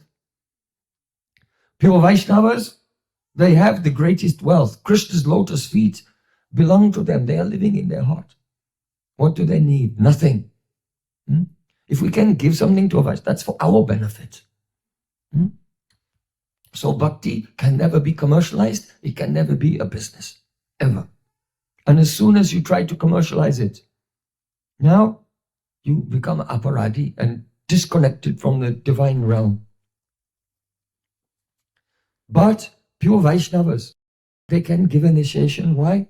Their presence, their own faith, their own love creates the appearance of faith. The bhakti lata bij, the seed of devotion, appears in the hearts of others, and then on top of that, they give the holy name. So there's no offense. Then, the 10th offense. Shute pi nama mahatmye ya priti rahito nara aham mamadi parmo namni sopya parada krit. If one has heard about the glories of the holy name, but he remains pretty rohita, he remains without affection for the holy name. You hear about the holy name, but chant inattentively, casually, in a state of distraction. Just that your mind flickers here and there is not an offense. But if one is chanting and deliberately going shopping, or thinking of other things that you have to do during the day, you're deliberately, I've got very little time, so I'm going to multitask. I can chant my rounds and also plan my shopping and my holidays also. Multitasking to save time. No, that will not work. So one is deliberately distracted, it's offense. If just because the mind is not steady and not pure yet, the mind is flickering here and there, but sincerely you try to bring it back again and again, this is not an offense to the holy name. That is called sadharan vigna, an ordinary obstacle, and it can be in the category of nam-abhas. But deliberately being inattentive, that is called vishesh vigna, a special obstacle, and it is an offense to the holy name. So, if a person is chanting, and when they're chanting, they don't feel affection for the holy name, aham mamadi paramo, thinking I and mine are great, then this is the 10th offense. Now, what is the meaning of aham mamadi paramo? I and mine are great. Srila Prabhupada translates it as one who maintains material attachments even after understanding so many instructions on this matter. It's a very nice translation.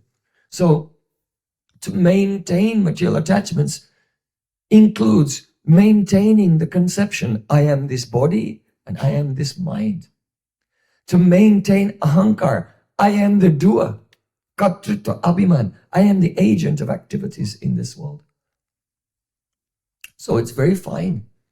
If one is holding on to that material conception, this is the 10th offense. That's not for the ordinary person. Like Ajamil, let's say Ajamil, for example.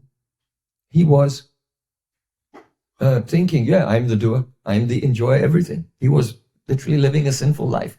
But his chanting was still nam aparad. Why?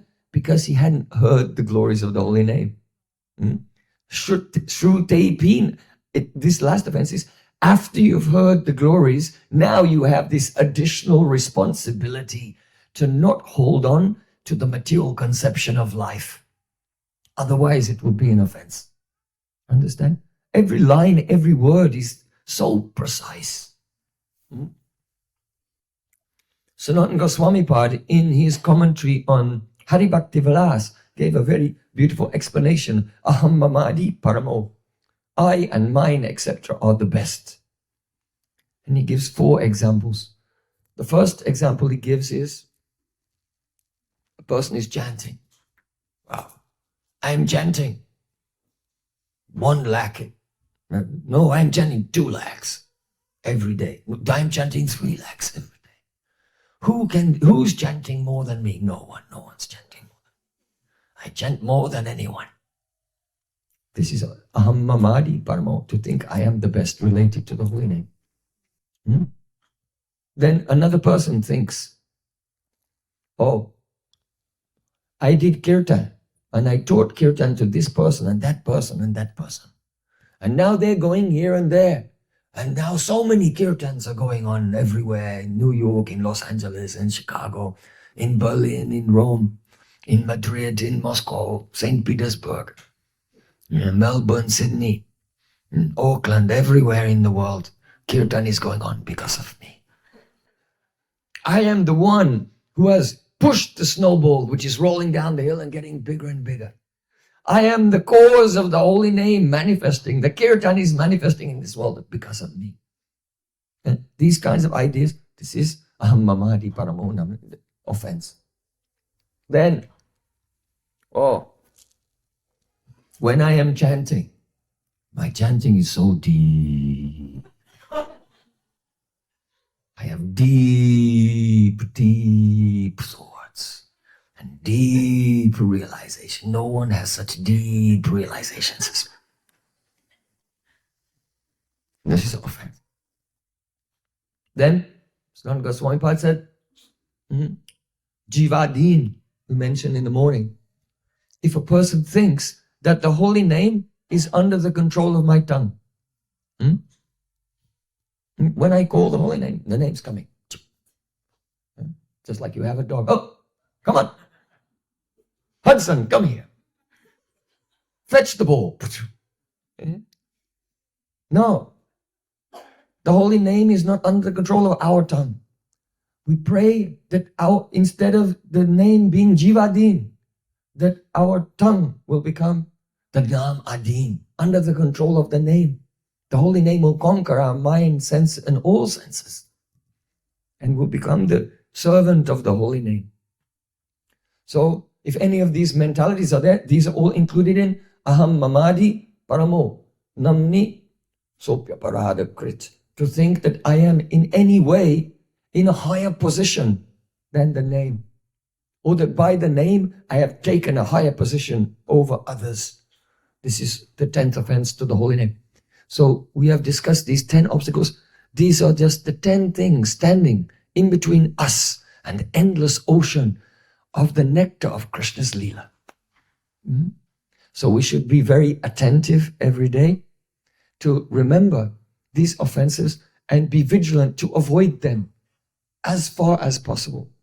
And chant continuously, because Sanat Kumar goes on to say that Nama aparada yuktanam nama anyeva harantyagam. If you commit an offense in the service of the deities, by chanting the holy name will forgive you of offense to the Swarup of Krishna, the deity. But who will forgive you for offense to the name? Only the name himself can forgive us for offenses to the name. And Nam Prabhu will forget all of our offenses if we chant continuously. Hare Krishna, Krishna Krishna, Hare Hare, Hare Ram, Ram Ram, Hare. So, continuous chanting. In Jaiva Dharma, Srila Bhaktivinoda Thakur says that continuous chanting means at least 1 lakh, 64 rounds. So Chaitanya Mahaprabhu said, Prabhu kohi lama e mahamantra, hiya japa giya sabi korea nirbandha. So 1 round is called a mala. 4 malas is called a granthi. And 16 granthis is called a nirbandha. So Chaitanya Mahaprabhu said, chant nirbandha, 64 rounds. So one may say, well, you can chant 64 rounds in 4.5, 5 hours. If someone is chanting quickly, If someone is just chanting Hare Krishna, Krishna Krishna, Hare Hare, then it will take 8 hours. But if when a person becomes absorbed and even Nāma-bhas is coming, then the tongue is just chanting by itself. Hare Krishna, Krishna Krishna, Hare Hare. But as long as you can hear every syllable yourself clearly, then you can complete in about 5 hours. So, what about the other 19 hours of the day? How is that continuous chanting? But if one can complete the 1 lakh Harinam every day, then the vibration of the name will be so prominent in the mind that it will pervade the whole rest of the day also. So Chaitanya Mahaprabhu said that Prabhu Bole Jano Lakshishwara Bali Kari Ye Lakshanam Pratidin Grahan Kari. When Chaitanya Mahaprabhu was in Jagannath Puri, so many Brahmanas came to him and said, "Oh Mahaprabhu, please accept prasad in my home." Mahaprabhu said, "I only accept the prasad in the home of Lakshishwar." So Lak means 100,000, and the general meaning of Lakshishwar, the master of 100,000, means one who has 100,000 rupees. So in those days, 100,000 rupees, that's like a multi-millionaire. So Mahaprabhu said, "I only accept prasadam in the house of a multi-millionaire." Then all those Brahmanas, they were broken-hearted. "Oh Mahaprabhu, we are poor Brahmanas. You won't accept to come to our home and give us a chance to serve us." So Prabhu Bali Janu Lakshishwaru Bali Kari. Chaitanya Mahaprabhu said, when I say Lakshishwar, you should know what I mean. I mean this. Ye Pratidin Lakshanam Grahan Kari. That person who chants 100,000 names of Krishna every day, I will only eat in his home. And then all those Brahmanas, they began to chant Hare Krishna, Hare Krishna for at least 5 hours every day. Then Mahaprabhu would come. So Srila Bhaktisiddhanta Thakur, in his commentary on this verse, he said, Sri Chaitanya Mahaprabhu is the most merciful incarnation of the Supreme Lord, and he will not accept a drop of water from anyone who does not complete 64 rounds every day. So he is the most merciful person. So then what can you do? Because Guru is giving Harinam and Diksha, and then you have to offer your food to Krishna. So that means we don't offer the bhog to Krishna. We pray, "Oh Gurudev, I am not qualified to offer this bhog to Krishna. You please offer this bhog, and I am here as your assistant in this seva." So all the archan to the deity is done in the anugatya, under the guidance of Guru, because Gurudev and our parampara, they are chanting lakhs Harinam for many, many years. So in this way, Krishna will accept the offering if it's done according to Vidhi and in the anugatya of Shuddha Vaishnavas. So, just to complete, you should know that this Hare Krishna Mahamantra is the Nama Chintamani Krishna's Chaitanya Rasa Vigraha. This is the embodiment of all rasa. Everyone was very inspired today. We saw that beautiful pastime of one Sakhi telling Radhika, "Oh, Radhika, don't go to the Jamuna," which means, wink, wink, you must go to the Jamuna. I'll take you there.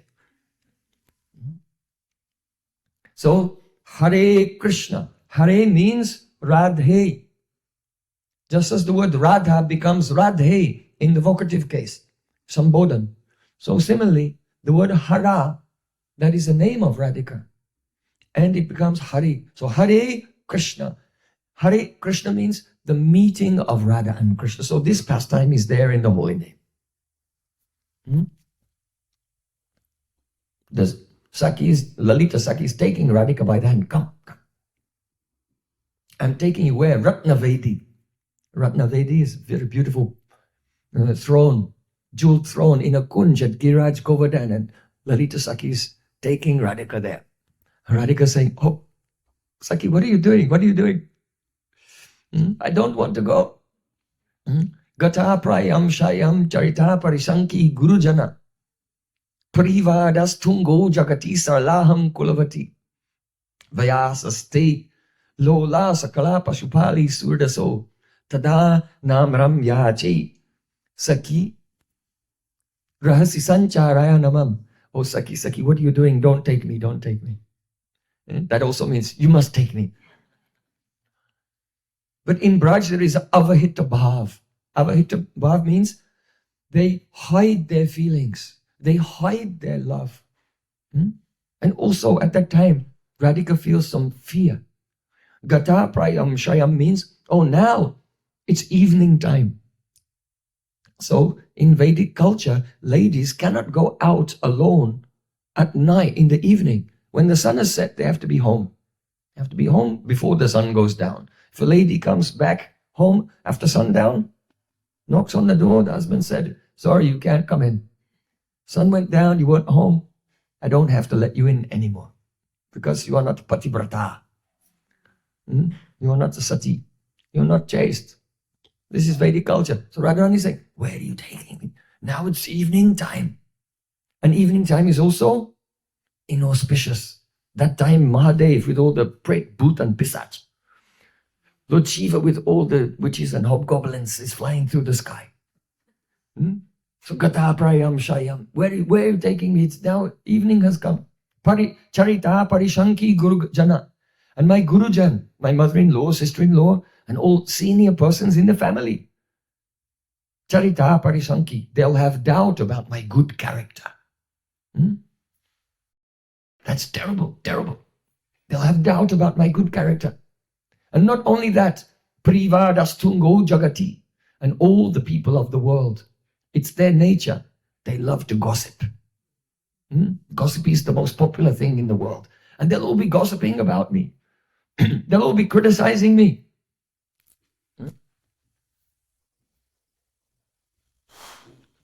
And Sarlaham Kulavati. I am a simple person. I can't defend myself. I cannot say but this and but that. I cannot refute their arguments. So what can I do? Not only that, but Vayasasti Lola Sakala Pasipali Surdaso Lalita. You and your friends are so unsteady. That's a polite way of saying you have a bad reputation. So if I am caught alone at night, but with you, and everyone knows, Surdaso. Surdaso means you are unsteady. That means you have a bad reputation. And you are friends with that notorious boy. In our village, there's one notorious boy. Radharani is not saying his name. So, Tadanamram Yache Osaki, I am bowing down to you and I'm begging you, don't take me into a secluded place in the forest at Kiraj Govardhan. But Lalita is pulling her by the hand as Radhika is complaining. No, but come on. Lalita is taking her. Because she knows the heart of Radhika. And then the moment Radhika arrives there, Chalakshi Guru Lokata Spurati Tavad Anta Bhayam Kulastitir Alam Chame Manasitavad Unmilati Chalan Makara Kundala Spurta Fulla Ganda Stalam Nayavad Aparokshatam Midamupaiti Vaktambujam. As soon as Shrimati Radhika arrives there, and she looks and she sees Krishna, she says to Lalita, oh Chalakshi, restless-eyed Lalita, oh restless-eyed Lalita, I have fear of my family members, my Gurujan. I'm so afraid of them. And also, I have to consider Kula Stiti, the reputation of my dynasty. All my ancestors spent thousands of years building up their reputation of being a very religious family. But the moment I look and I see Krishna, he's smiling and his cheeks are puffing. And his makar kundal, his earrings are swinging and making beautiful reflections on his cheeks. And when I see his smile, then I give up all fear of my in-laws and I don't care about my dynasty. What happened? What happened? Radhika said, Kulavaratano Dharma, Grava Vrindani Bindhan, Sumaki Nishita Dirga, Panga Tanka Chatabir, Yuga Padayama Puravaha, Kaha Puro Vishwakarma. Marakati Mani Lakshai goes to Kaksham Chinoti. When Radhika sees Krishna, she says, Oh Sakhi, who is this boy? Kaha Puro Vishwakarma. Who is this artistic boy? Does Radharani know who it is? No, she doesn't know. Radhika has seen Krishna so many times, but her love is always increasing and becoming newer and newer. And that love is the light by which Krishna appears newer and newer. And so when she sees Krishna, she cannot even recognize, who is this boy? I've never seen anyone so beautiful before in my life.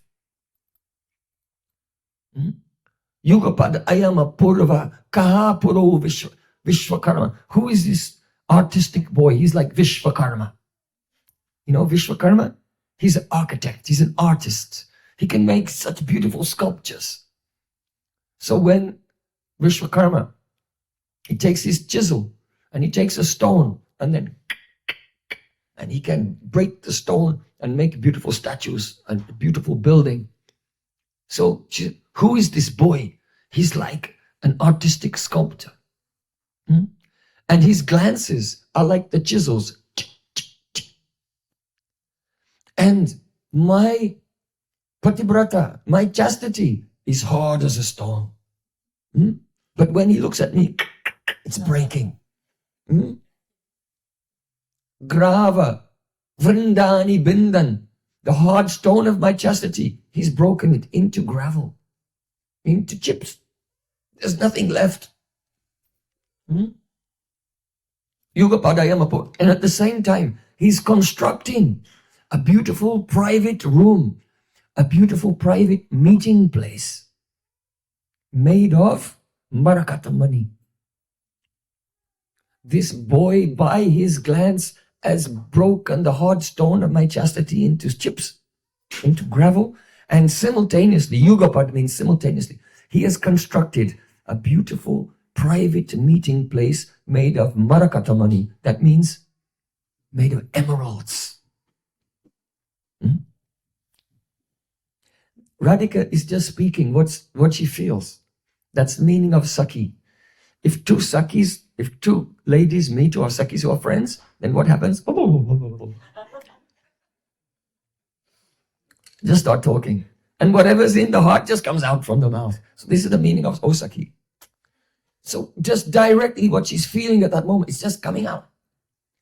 What does it mean? That Krishna is constructing a very beautiful private room made of emeralds. You know that if you're in a public place, you're aware of everything that's going on in that place. All the people going here and there, all the birds, all the trees, whatever's going on, you're aware. But if there's a private room and you go inside, then you're now secluded and you're not aware of anything. So in the same way, one of the symptoms of Mahabhav is Mohadhyabhave Pyatmadi Sarvam Vismarnam Sada. That this love erases all your memory of everything. Just like a person who faints is no longer aware of what's going on around them. But Mohadhyabhave Pyatmadi, this love is so intense, even you don't faint, you're still awake, but you forget everything around you. So though Radhika is in a public place with her Sakhis, she feels as if Krishna has constructed a private meeting place, and it's just Radhika and Krishna together in that private meeting place. Because Mahabhav has come and erased her memory of everything, she's not aware. Is it day or is it night? Am I awake or am I dreaming? She cannot understand. It's just me and Krishna. And because Krishna's effulgence is sham color, the effulgence of Krishna is a sham color. And the effulgence of Radhika is tapta kanchana gaurangi, like molten gold. So when the blue and the gold mix together, it makes green. And so Radhika is experiencing that everything is disappearing. And the only thing left is myself and Krishna. And my golden effulgence and his blue effulgence have mixed together. And so I find myself in this private meeting place made of emeralds, shining emeralds. This is just what she's feeling. She's sucky. So what's in the heart just spills out like this. So this is the meeting of Radha and Krishna. Hare Krishna, the meeting of Radha and Krishna. Huh? That meeting is so new, even when they meet. Radha Krishna meet, they play for a long time. And then they stand up and look at each other. And, did we meet or not? Milta milavochahi milimilan kibu milaras kabara prema so partichina bharata in Braj Bhasa. It is said Radha Krishna are meeting, and even though they meet, they forget that they met. And again they meet. And so this love is increasing at every moment. This is Hare Krishna. And then, did we meet? Hare Krishna. Hare Krishna. Did we meet? Hare Krishna. Then Krishna, Krishna. Hare Hare. Separation. Radhika has to go back to Yavat. Krishna has to go back to Nandagown. So they are separated. Krishna, Krishna. Krishna has to go. Hare Hare. Radha and Krishna are separated. So all the pastimes of meeting and separation are in this Mahamantra. Otherwise, they may not be separated. Srila Prabodhananda Saraswati Thakur said, Ankasti tepi dayate kimapi pralapam ha mo aneti madaram vidadate kasmat shamanu ragam madavivala mohanangi shamamani jatikapi nikunja singni. It's saying, all glories to the beautiful private kunj, the flower pavilion in the forest of Vrindavan. There, Ankasti tepi, even though Radhika is sitting in the lap of Krishna. Radhika is sitting in the lap of Krishna. But Krishna's beauty is so intense that the eyes of Radhika, it's impossible for her to drink all the beauty of Krishna's Shabda Sparsha Rupa Rasagandha. His sound, his taste, his fragrance, his touch, his beauty. It's impossible. And so her mind just becomes absorbed in one aspect of Krishna's beauty and becomes so absorbed in that one aspect that all the other aspects disappear. And then she thinks, where's Krishna? Where did Krishna go? And even though Radhika, this is called Prem Prayojan, that even while meeting, the feeling of separation comes. Prem Prayojan. So Ankasti tepi dayate kimapi pralapam. Even though Radhika is sitting in the lap of Krishna, she cries, Ha mohaneti maduram vidadate kasmat. Radhika suddenly cries, Ha Mohan, where are you? Where are you? Shamamani Shamanu raga madabivala mohanangi. That Shrimati Radhika is so beautiful and she becomes overwhelmed with love. But her love overflows. And Sri Krishna also becomes touched by her Prem Prayojan, by her Anurag and Mahabhav. And then Krishna, being absorbed in the beauty of one aspect of Radhika's beauty, everything else disappears, only the aspect remains. And Krishna is crying, Oh Radhe, Radhe, where are you? And Radha Krishna too are together, but both are weeping, tears are flowing from their eyes as they feel separation from each other. So at that time, Krishna is crying, Radhika is crying, Krishna, Krishna. And Krishna is crying, Hari, Hari. So they are together. but they're feeling separation in meeting. Prem Vaititya. So Hare Krishna, Hare Krishna. But then Radhika cries Krishna, Krishna, and Krishna cries Hare Hare. Prem Vaititya. All these beautiful pastimes of the divine couple are there in this name. There is no comparison. So Raghunath Das Swami has prayed to his Gurudev, Nāma Shreshtam Manamapi. Oh Gurudev, you so kind. You gave me the best name. Hare Krishna, Krishna Krishna, Hare Hare. Ram Hare Ram, Ram Ram Hare. Such nectar manifests from the holy name, but only for those who they have surrendered themselves at the lotus feet of Sri Guru and hearing the glories of the holy name and giving up 10 types of Nāma-aparad. Gradually, they will progress from Nāma-aparad to Nāma-abhas to the Shuddha Naam, pure name. And pure name reveals all these pastimes. Jai. Sri Harinam Prabhu ki, Satchidanand Gauri ki, Gaur Premanande.